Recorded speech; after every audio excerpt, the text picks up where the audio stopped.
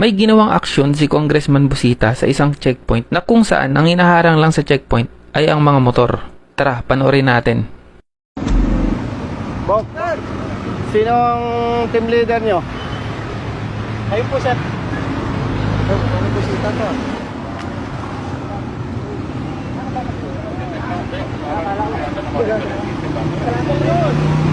Sinong team leader nyo? Ikaw ba ang team leader? Anong kalokohan na ginagawa nyo? Tawagan mo ang LTO. Brother, LTO. LTO. Personnel kayo ng ano? 13. Anong kalokohan ginagawa ninyo? Kinakaya-kaya ninyong motorsiklo.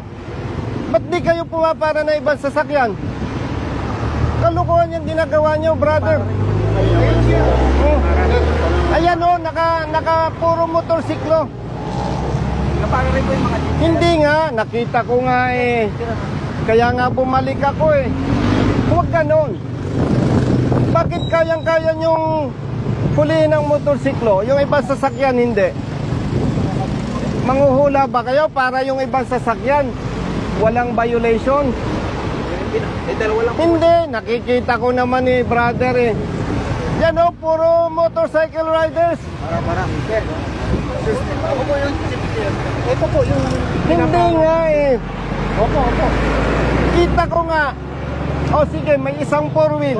Pero ano yung mga nakatambak? Sergeant Aquino. Sergeant Aquino. Nakakapikon kayo eh. Masyado ninyong kinakaya-kayang mga riders eh. Duwag ba kayo? O, ikaw, tanungin kita.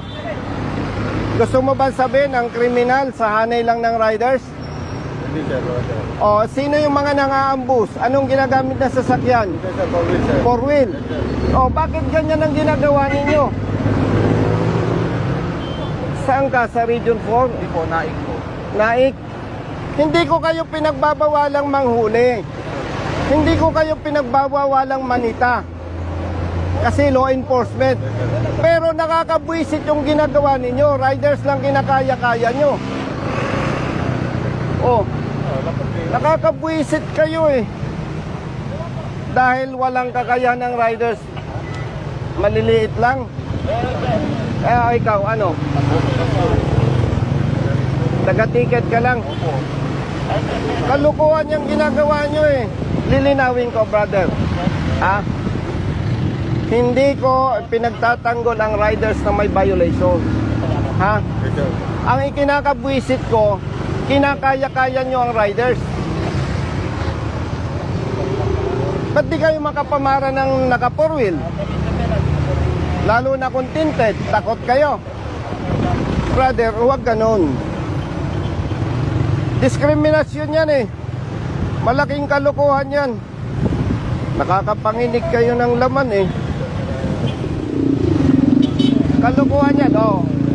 Iyo, come here. Ngayon, papara ka ng jeep. Papara ka ng jeep dahil nasabon ko kayo. Palisin yung jeep na yan. Ba't nyo pinara? Dahil kino-question ko kayo. Ha, brother? Ako, hindi ako personal na nagagalit sa'yo. Nagagalit ako sa sistemang ginagawa nyo. Nakakapanginig kayo ng laman, ah. Oh. Salita ka. Go! Natawagan na sir.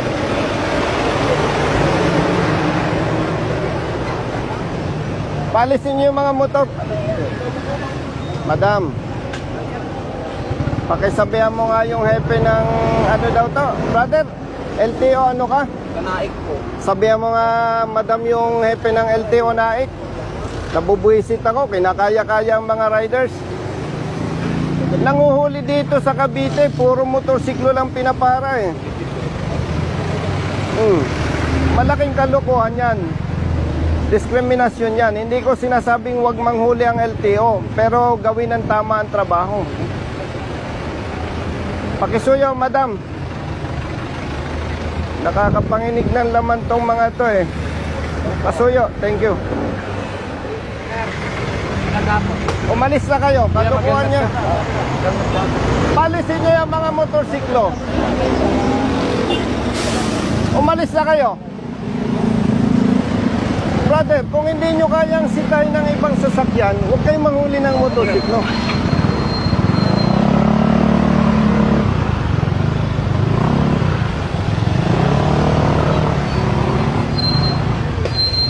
Ay, halika kayo. Tawagin mo nga yung tropa.